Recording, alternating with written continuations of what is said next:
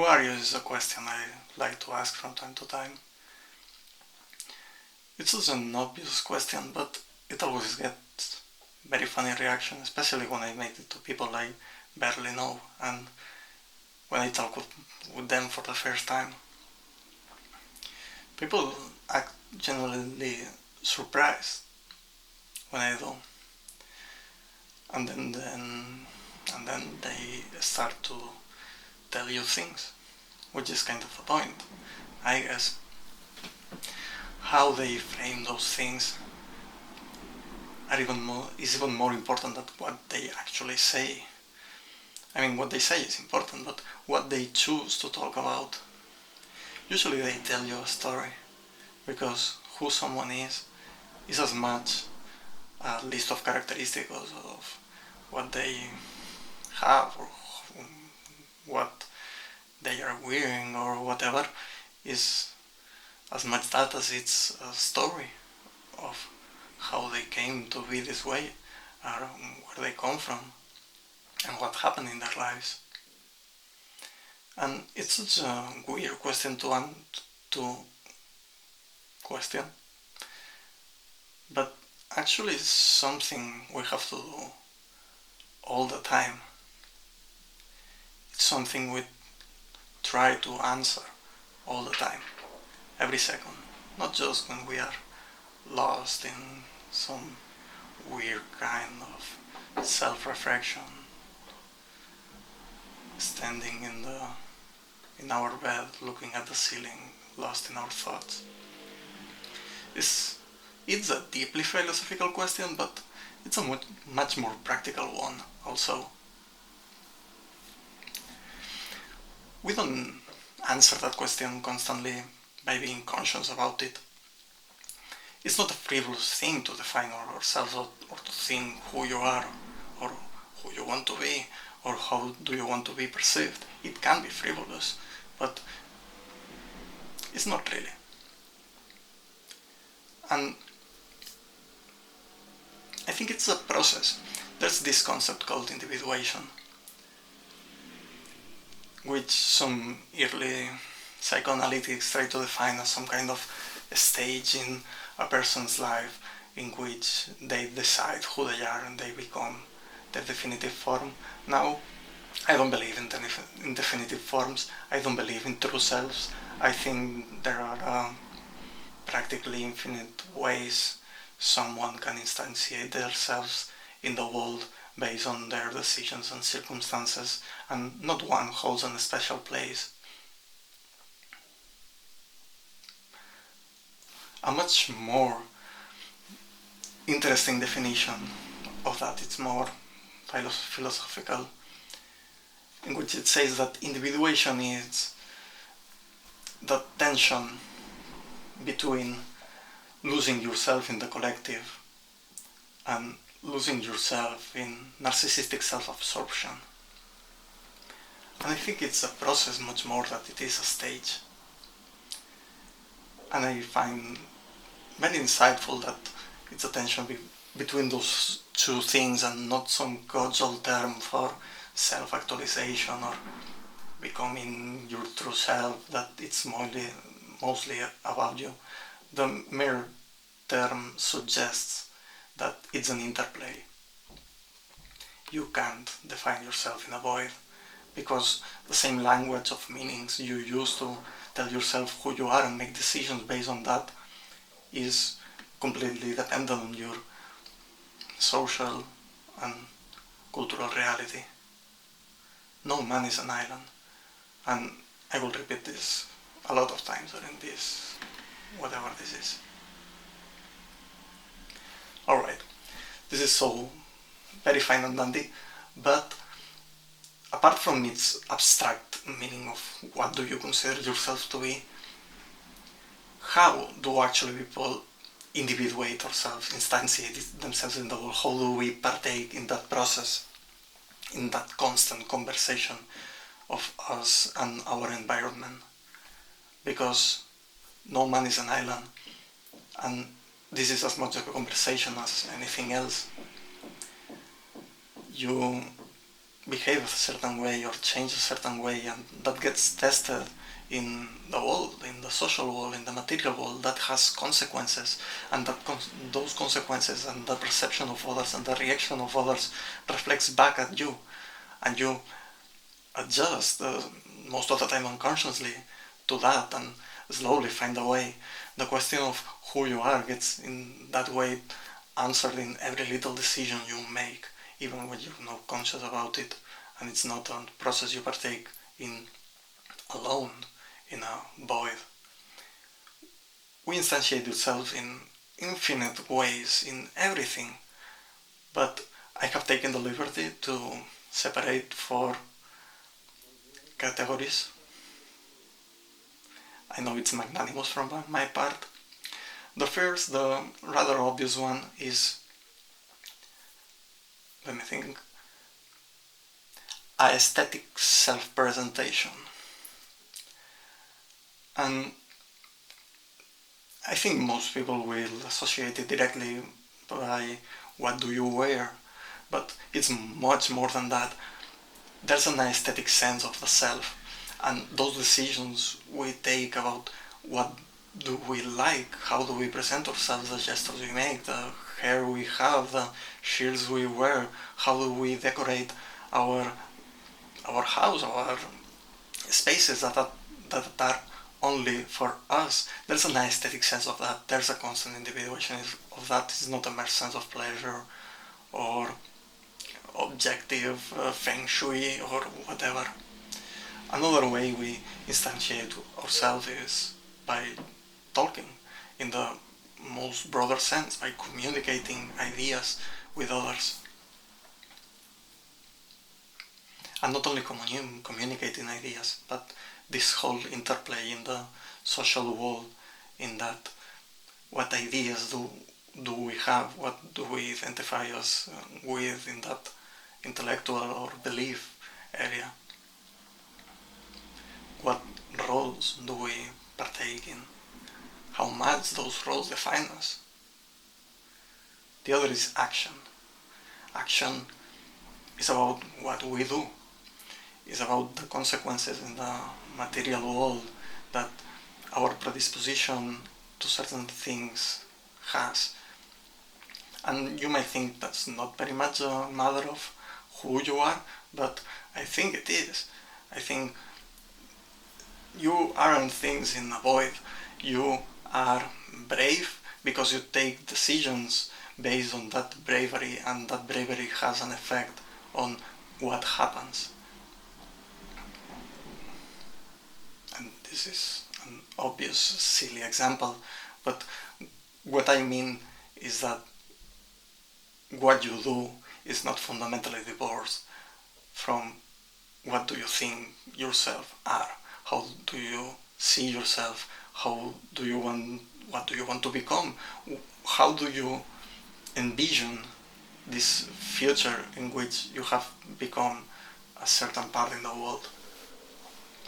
You can't explain what people do without talking about what people are. You can't explain what people do just based on the assumption that people are these machines of self-gratification, of pure pleasure, and maybe our sense of individuation is, in a very convoluted way, just a very sophisticated form of that. But even if that's the case, the point is that it's not so simple. What we do is constantly decided by who we are. And the other is probably our inner life. Our inner life in what do we think about? What do we do when we're alone? And even when we're alone, that doesn't isolate us from the world. But I think there's a separate aspect of being by yourself and having an inner life that's separated from the rest, an internal dialogue that takes part in how do you perceive. At the end, you are your most prominent audience. You are seeing yourself all the time. even when you're not in the presence of mirrors or cameras taped to the ceiling. Inner life is not just about these deeply philosophical moments. Inner life is everything, every little perception you have of yourself and every single thought. So, what's the problem? Is there a problem? I think a lot of stuff that happens in the world and a lot of stuff we complain about others, we do accusing the world of having become more, of people being more individualistic, more egotistical in a sense. But I think that what is actually happening is that our fundamental processes of individuation have become tainted or frustrated.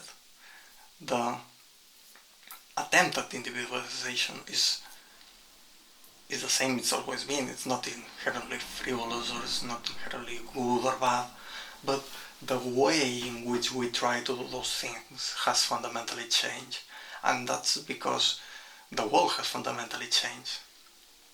There's following our very first definition of what individuation is, this separation between the collective and the self, this tension, we find that the collective has changed in the sense that the world is full of fucking people. We live in systems that have standardized the individual to an extreme. It has gentrified public discourse, it has gentrified aesthetics, it has standardized and removed of agency every action we take, every role we partake in, the jobs we have, that in a world of 200, maybe 100 people that you know and interact with in your regular day will have a lot of weight in who you are and who do you tell yourself and others you are. That will be sufficient to create an identity, to crave an identity inside a collective for yourself. But in this world of millions of people in which we are in constant communication with, that's impossible, and that's a tension to conform to the majority, to this gentrified sense of ideas and possible inner selves that has essentially limited the scope of what you can be without being seen as extremely weird or even a menace. But at the same time, there's this enormous pressures to conformity. There's also this immense pressure and need to actually be someone, to actually define yourself in terms that can differentiate yourself from all these other people. And that's extremely hard, because every single thing you adopt, there's 1,000 more people in which you are in constant communication with that are also that same thing, and you have to extreme the ways in which you create your own identity, and as more you extreme them, they become more intelligible to the people that actually surrounds you. And any action you actually take is constantly judged by this sea of everybody. So, what we do to not disturb these systems, to solve this tension between one thing or the other, is to partake in purely symbolic individuation. It's not about what you actually do, it's not about what you actually think, it's actually just about how you labor yourself and who comes to the rescue, who comes to the rescue to this incredible void and opportunity of self-expression is capitalist consumerism. You don't have to actually do something that might be out of your comfort zone to actually be perceived a certain way. The only thing you can do is purchase the correct thing. And it's not only this frivolous thing of, okay, I buy a shirt and I am that.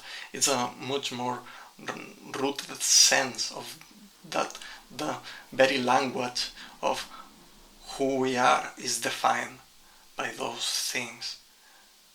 How we articulate it is in some way the language of branding, the language of marketing.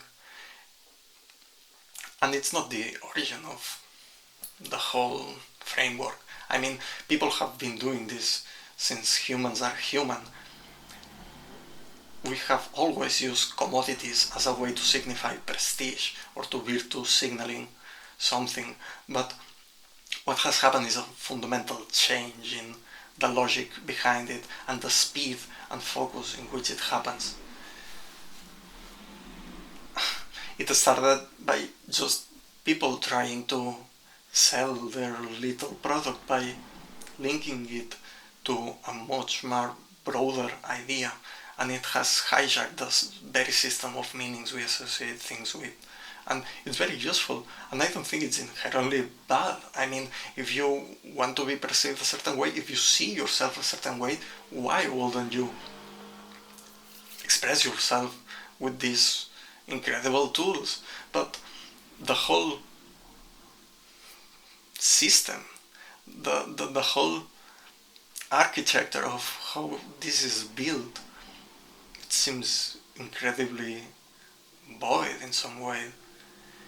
We partake in this runaway system of signifiers in which individuating yourself has become a weapon's race for authenticity. And it's not because there are consumer products that have that label.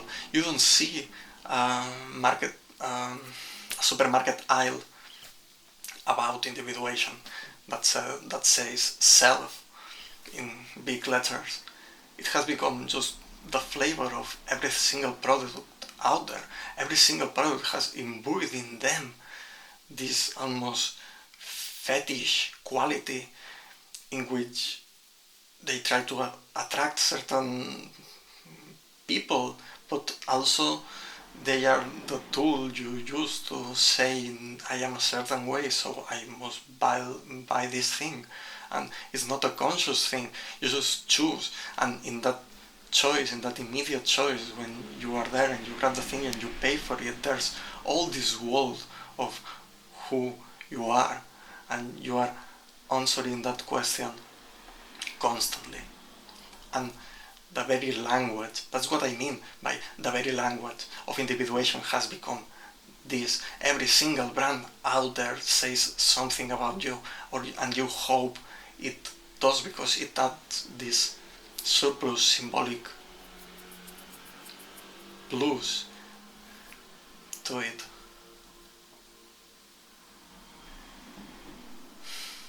I don't remember what I was talking about. Oh yeah. No, these products are still their own thing. They are a necessity, or they are something for pleasure, or they are, I don't know, a travel destination. They are a car, they are a shirt, they are a mark of potatoes. And the result of all that is that you have to keep spinning the wheel. You have to keep working these jobs in which you have no agency and in which you are alienated from who you are and the product of your own work. And then to compensate for that, you have to then spend the fruits of that labor in a form of individuation that eats itself and demands more. And this form of individuation is incredibly convenient because not only it's easy and it's non-committal and it's purely symbolic, but you can change it all the time. Identity becomes this fluid thing that has no permanence, that you can change. If you buy identity and you buy who you are and you buy ideas, in a whim you can just buy something else and be someone else and partake in this social media game by deleting whatever was previous of you and essentially rewrite this whole story. And because that's the main way, it has become the main way in which we communicate with others. It has become extremely important in the vision we have of ourselves, and we are constantly curating these galleries, this recollection, this hyper-real creation of who we are, and comparing ourselves to others in that way, because no man is an island. So, what's the solution? I don't know. I I know there are things you can do. I know there are things I do because I don't like to partake in these games.